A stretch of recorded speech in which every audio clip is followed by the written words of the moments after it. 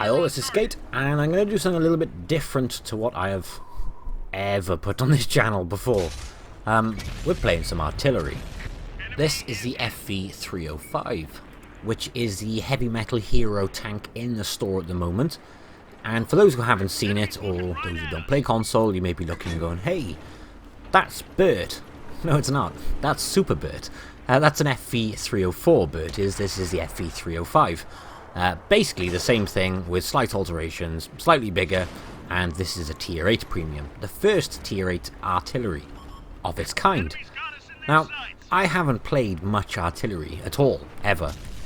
Point blank. I'm playing up the American artillery line at the moment. I'm currently on a stock M12 at tier 7, and one thing I've learned very quickly is the aim time and the accuracy on these tanks suck. Artillery accuracy sucks, point blank. And obviously the higher the tiers you go up, the more damage your tank will do. If you want to call it a tank, it's artillery.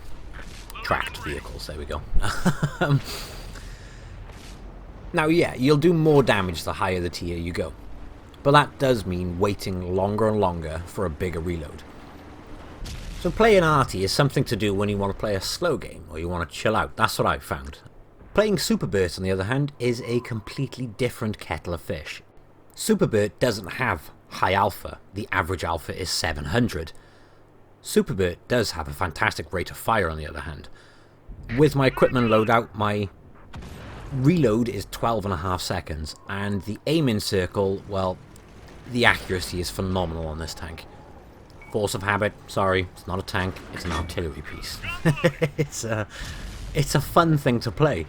And before I forget, the standard HE has 70 pen and the premium has 75 pen. So pretty bad figures, but I am told that the premium has slightly bigger splash radius, but I can't confirm that.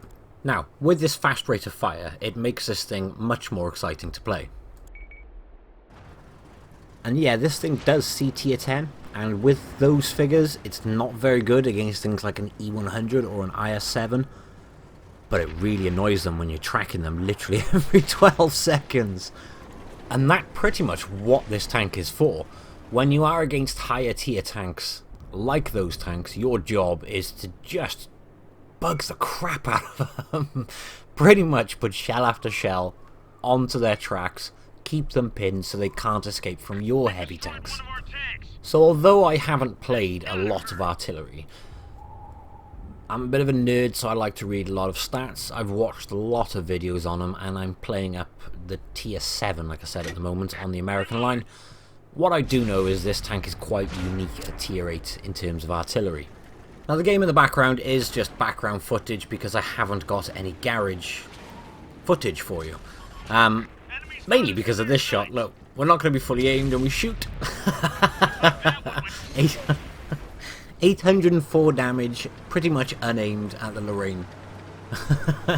That leaves him on a total of 75 health. It is going to be a loss this game, but you know what? I don't mind because of shots like that. And you're probably thinking, fair enough, that's a one-off, that is a fluke.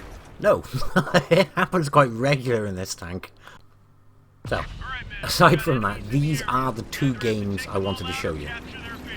This one is not so good, but it gives a demonstration of well, basically how this tank is quite versatile.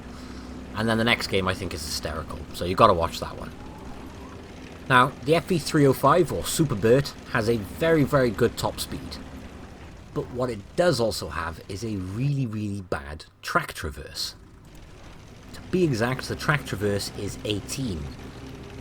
Now, you're probably thinking, well, you're an artillery piece, you're a clicker, you sit at the back of the map and you just fire. What do you need to turn for? Well, when you have light tanks circling you, 18 degrees doesn't really get you to turn very quick. And couple that with the fact that this tank is not designed to sit at the back. You'll notice several times already it has said out of range. Pretty much the range here is around 700 meters, which means you do have to keep mobile to keep following the front line of the battle. So basically, you go blisteringly fast in a straight line, you try to turn, and it's like trying to turn a barge around a corner. It's just not going to happen. Bit of perspective. The TOG on the Xbox has 20 degrees of track traverse. That's 2 more than this tank. A TOG doesn't go 50 to 60 kilometers per hour. This thing can. So you imagine going 50, 60 kilometers per hour and turning at 18 degrees. It just doesn't turn. So you've got to try and plan your routes in as many straight lines as you can. So to summarize mobility, it's good for artillery. That's the only way I can refer to it. It's good to artillery. It's blisteringly fast. You can run away quickly as long as you're running in a straight line. But if you need to try and turn to try and avoid somebody, you're not going to be able to. So if you're going to try and run away from somebody, try and do it in a straight line towards a building. At least that way you'll get behind the building quicker. I'll give a good example of this a little bit later in this game. Well, I think it's a good example anyway. Now the gun. 700 meters approximately is the maximum you can get this gun to before it pops up with out of range. Yeah, if you aim your tank down or you aim it up, it'll be a little bit more, a little bit less. Because obviously if you're aiming the tank down and you're at maximum gun elevation, you're technically not getting the maximum gun elevation because your tank is angled down. Hey, there we go, first shot in as well. Finally, we're about 3-4 minutes into the game, and that's the first shot I've managed to actually pull off and hit something. Now, what I was mentioning there was the maximum range, basically, of the gun. Now, the reason I actually think it's a good thing is because it keeps this artillery piece mobile. So you don't end up in the conventional artillery spots where they expect you to be, and do often blind fire at. And the reason it's so low is because it has ludicrous, and that is the only word I can use, is outrageous and ludicrous gun arc. The shells will come down on the Reds from pretty much a vertical angle. So when they're sitting very still behind their rock or building going, aha, artillery can't get me from here. No, Super Bert can. He really can. And yeah, this is the same at lower tier with the FV304, but people don't actually expect it at higher tier because it's not something really which happens that often. So that's something I really like about this tank, is that massive gun arc. Here's the downside to that. Travel time. You'll notice there's a 2.6 second travel time on this at the moment, so I have to preempt where I think that tank is going to be in 2.6 seconds. Yeah, you're probably thinking, just put it a little bit in front of the tank. It's just like putting lead on a tank as it's coming past you at full speed. No. It's much harder. So when people say, oh, arty are clickers, scumbags at the back of the map with no skill. Yeah, it's very RNG based, but trying to land a shell on a moving target in artillery is actually quite challenging. So the next time I hear someone say, it's a no skill based thing, I'm going to assume that person hasn't really played a lot of artillery and are just assuming. Yeah, if you've got a 10 meter splash radius on something like a T92, I don't actually know what the splash radius is on that thing. But to be honest, trying to land something on a moving target is very difficult. So it does require skill. What I find different about artillery is, yeah, there's different skills required. That was a nice shot. Right on the engine deck. I have no idea what I was saying now. Oh yeah. There is a level of skill involved, regardless what people say. It's just different skills. It's a lot slower to play compared to your heavy tank. It still requires skill, knowledge on the game, where the weak spots are on tanks, but it is slower to play, and that's what I found frustrating, especially when I was playing the American artillery line. A very slow rate of fire. It's actually not that bad, but it's nowhere near compared to this. But I mean, look, I'm blind firing where I just hit him, and I've hit him again because he was stupid enough not to move, or he's only just got his tracks back. But that's where this tank differs so much from the other artillery. I mean, I keep calling it a tank, it's not a tank, but it's got a great rate of fire and it's very accurate. So although it won't always do a lot of damage, it will do a lot of critical damage, like tracks and so on and so forth. So you can help your team out a lot by doing that. And oh, we nearly toppled it then. And look, we're doing 67 kilometers per hour right now. And I'm going to help my friendly T29. And this fatherland has no idea I'm here, and one in the butt. And he's gone. You'll see there I was trying to turn straight after to avoid the tank. But no, I still hit it. And I got a hit, and I'm left on 3. No, actually that's 2. So I'm trying to hide so I go off the radar and then I can go back and start doing some arty party stuff. But yeah, there's not many artillery pieces that can go gun-ho like that and basically shotgun something.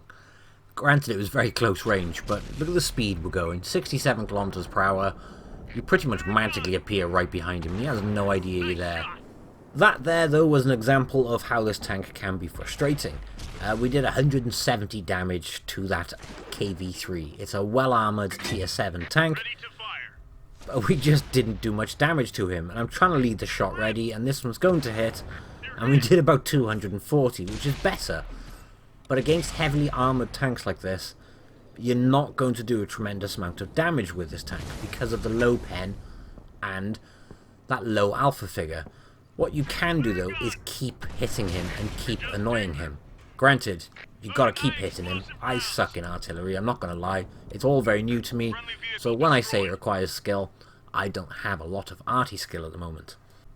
But if you're good in artillery and able to preempt where you think people are going to be, you're going to enjoy this tank, because you can literally put shot after shot into them.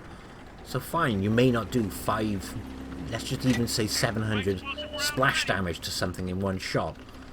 In the time you've done that splash damage, though, this tank, if you're hitting them, you're going to be doing, what, several hundred every single shot, every 12 seconds. That's nasty and annoying, and there's more chances of more critical damage. And on top of that, because you keep hitting them and because you keep damaging their modules, all you're going to keep doing is making them burn through that repair kit quicker. Yep, I'm about to get my butt handed to me, but I do manage to get another 200 plus damage into that KV3 before he takes me out. So this one is a loss, but I actually still enjoyed that game, and it's still good on credits, even though I fired a bunch of premium rounds in that. I will be 30,000 credits without premium, or with credits 62,000, and that was on 2,700 damage and 620 assistance damage. And although we are the losing team, we did the most damage and we are top in terms of XP as well. So for some, that's a run-of-the-mill game in terms of they'll do that damage every time in artillery. For me, it's actually a good it's a good artillery game. I'm not very good in artillery. This one for me is a great artillery game. As I mentioned, I'm all new to artillery. It's not something I've ever played before or even had to deal with. But I don't know if you can do this in other artillery, but check out my location. I'm literally right behind a ridge. Nobody can put return fire on me because there's a ridge pretty much all the way around me in a horseshoe shape, and I can just use that gun arc to go straight over the top of it. Now we are aiming down on the Chiri. We're going to get him even though he moves back. We do track damage. Looks like he repaired that straight away, so already we know he's burnt out a repair kit. Let's be fair, he's in trouble where he is, so I'm going to go see if I can deal with something else. And that, in this instance, is going to be that Tiger. And we blind fire. Look at the travel time there, though. 3.1 seconds. I was probably never going to hit that tank. But I can take risks like that in this artillery piece, because I've only got to wait 12 seconds before I can try the same stupid thing again. So I'm trying to pre-aim this one for the Chiri, and 559 damage to that one then. I tell you what, I can see why people get so angry with artillery. But from the same perspective, when you're the one doing it, oh, it just feels so wrong. It's funny. Are we going to hit him? Yep, 641 damage. And look where he is. He thinks he's nice and safe behind that ridge, and the only thing he's got to deal with is what's in front of him. But no, Super Bert is there to annoy the shit out of him. He must be so angry with that one. And it does, it feels wrong, because I know my tank is nice and safe behind the ridge and they can't return fire on me. But at the same time as feeling wrong, it feels so right. It's just wrong, it's funny because of it. And there is a ball sigma there, and I really hoped you would have hit him because, well, he's open top with no armor, and I would have penned that pretty much guaranteed. Now you'll see I'm contemplating putting another one down there. As I mentioned before, 12-second reload. I'm not too concerned about having to wait for another one, but 2 blind shots, it's too much of a gamble, especially when my team need help by here. But I need to relocate because I don't have the distance on this gun. is literally right at the end, and I am going to take a little bit of a gamble as a result in taking a shot. Now, I've pre-aimed for that SU, and did we get it? That was a lot of damage to that tank, and we set him on fire to finish him off. He must have been so angry. But there, look at my location. I'm in a horseshoe-shaped rock. Nothing can really hurt me here, and using that massive gun arc, I am aiming directly over the top of the rocks and still being of use to my team. And I want that Borsig again. Come on! Okay, we hit, but I have no idea what damage you did to him. Hopefully we'll notice when he comes back on. Now, AT-15A, I'm not going to penetrate this. I just want to help the team. Nope. Doesn't matter. I am going to penetrate it. And we're going to do 640 something damage to him and damage his ammo rack. I really shouldn't find this as fun as I do, because I kind of feel a bit mean doing this. Because you are safe. Granted, as soon as someone sees you, you're pretty much a goner. But in games like this, where you are the high tier artillery, which in the Super Bert, it happens fairly regular, it's kind of cruel to just be sitting there at the back of the map and just gunning down people quite comfortably with a 12-second reload. And that's why I really enjoy this tank. 12-second reload on something which does 700 damage. Yes, you've got a pen to do that damage. But even if you don't, you still do more than sufficient damage, and you track them like we have there, which just annoys them, and it really does make a difference in terms of helping your team. So in games like this, when you're against, I would say, low armoured tanks, but we did nasty damage to that AT-15A. Well, it's not even an AT-15A, sorry, it's an AT-15, the Tier 8. Now, we did sufficient damage to that in that first shot, and that's a massive help to the team. But when you are bottom tier, and you're in a Tier 10 game, it's not about the damage you do. I really do think it's all about the assistance damage, and being able to just slow down the assault of a bunch of IS-7s, or separate them by managing to just completely annoy one. And that's what I was doing over and over, is literally picking one target and just working on him until my team had either taken him out, or I had slowly, and I do mean slowly against the heavily armoured ones, whittled them down. And I'm not going to do anything else in this game, because the Borsig will pop up right in the corner, and it's out of the range of what this tank can do. But here, look at the location. I don't know if this is somewhere most arty can go, or they'd block their shot from the gun arc. I'm not too sure, but that ridge in front of me is quite high, especially on the front left there, and I had no issues whatsoever getting every single shot over and helping the team. But like I said, for me, that was a good artillery game, and it made a lot of credits. 103,000 credits in that game, and, well, 3,265 damage, 4 penetrating shots, 2 destroyed, and 554 assisted damage from that tracking. On top of that, we are the highest damage on the board. We're second in terms of XP.